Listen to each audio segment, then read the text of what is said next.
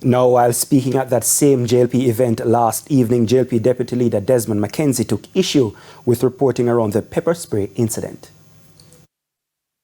Radio Jamaica and TVJ carried a news item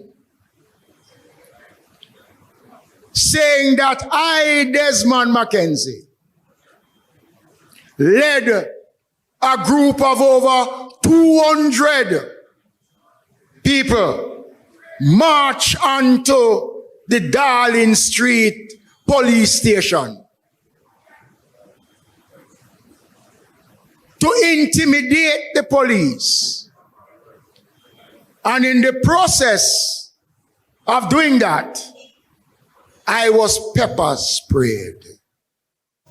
Now, Radio and Television Jamaica News, we take the opportunity to clarify an issue raised by West Kingston Member of Parliament Desmond McKenzie in that news clip just aired from the political meeting last evening. Now, in our initial reports, we indicated that the MP was pepper sprayed in the vicinity of the Darling Street police station where a crowd had gathered, but we later received information that the incident in fact occurred on Bustamante Highway, some way away in Tivoli Gardens.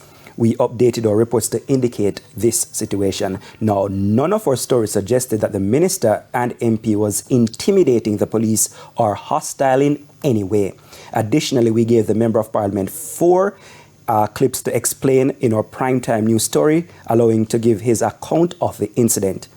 Although the accurate information was provided in subsequent stories, we regret the initial error relating to the location of the MP's presence.